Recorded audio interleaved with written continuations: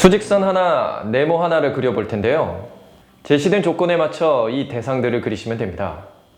첫 번째는 두 점을 잇는 고든 수직선을 하나를 그리시면 되고요.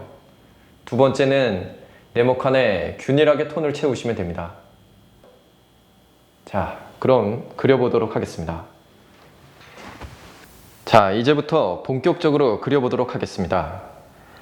전에 그렸던 원그리기와 마찬가지로 연필, 지우개 이외의 도구는 활용하지 마시고요. 그냥 수직선을 그려주십시오. 천천히 조금씩 그려나가도 괜찮고요. 전체를 대범하게 그려놓고 수정해가며 그려도 괜찮습니다. 제시한 조건에만 벗어나지 않는다면 그 어떤 방법도 괜찮습니다. 지금 보여드리는 영상은 단지 참고와 예시일 뿐이니 따라 그려야 하는 그런 부담감은 갖지 않기 바랍니다. 어떤 방식을 택하든 자신이 그리고자 하는 이 수직선을 끊임없이 되뇌이는 것이 무엇보다 중요합니다. 원하는 결과는 이러한 상태를 유지하는 몰입에 달렸으니까요. 간단한 그리기지만 이 수업은 이것에 대한 경험과 확인의 시간입니다.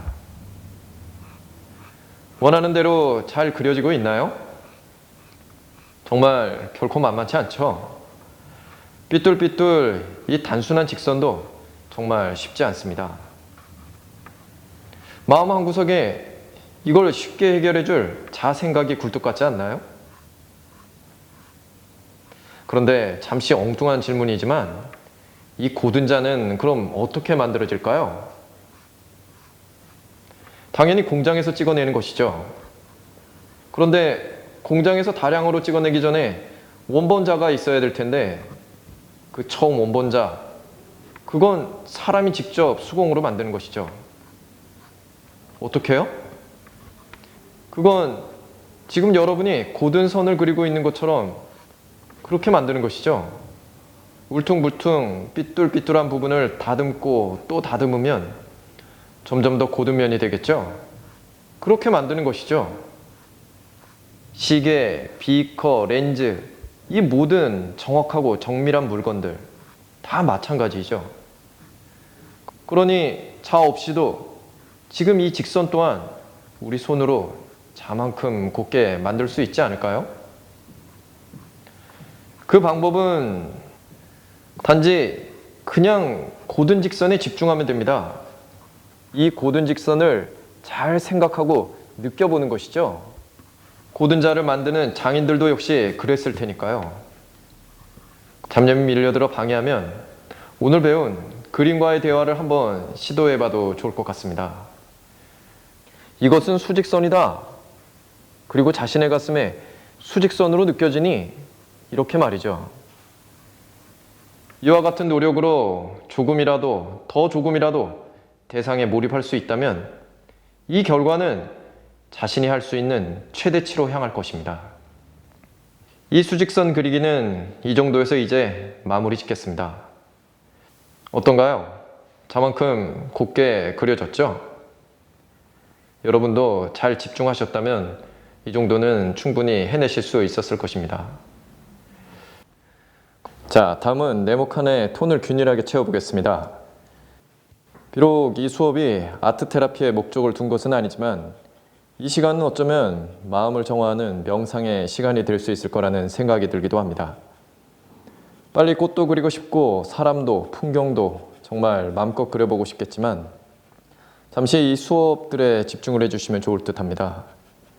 이 수업들을 통해 그림을 그리는 올바른 접근 방법에 대해 좀 더 이해해보고 또한 이런 접근 방법에 계속 익숙해져야 하기 때문입니다. 또다시 말씀드리지만 그 올바른 접근 방법은 대상에 대해 깊이 생각하고 느껴보는 대상에 대한 직관적 통찰입니다. 이러한 상태에 다다르기 위해 이 통찰의 폭을 넓히고 깊이 통찰하는 과정이 요구되는 것인데 뭐 하나 소홀할 것 없이 이 둘 다 정말 중요하죠. 정보량이 적다면 깊은 통찰에도 담아낼 수 있는 정보가 빈약하고 확보된 정보가 많더라도 깊은 통찰이 이루어지지 않는다면 역시 그림에 담겨지는 정보는 빈약할 수밖에 없으니까요.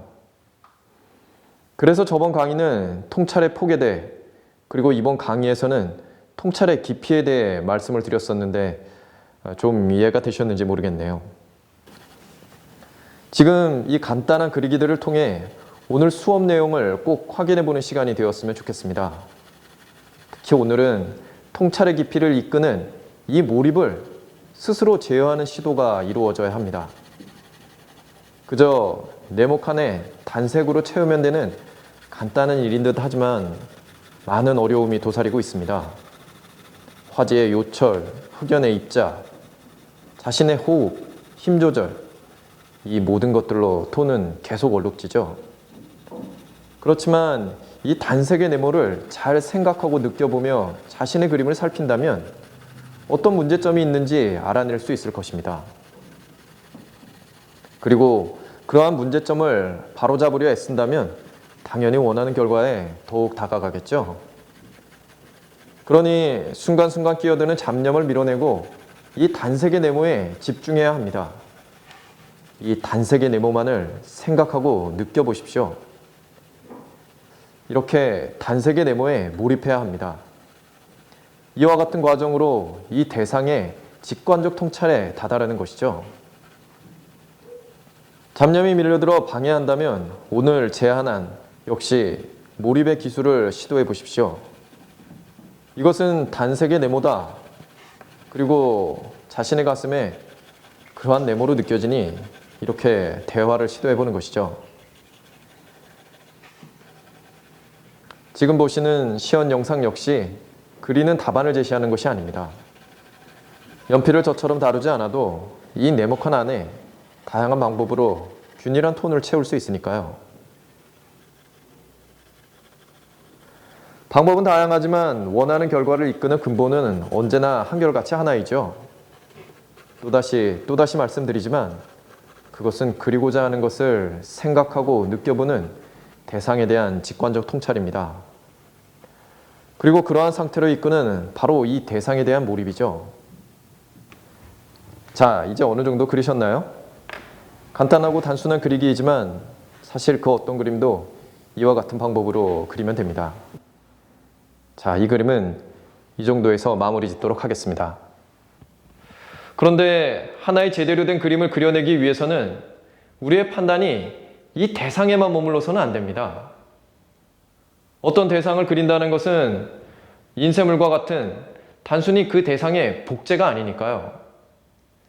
따라서 그림 속의 형상은 그 대상으로 설명되면서도 또한 그리는 이의 그림으로서의 판단에 의한 표현들이 함께하게 되는데요.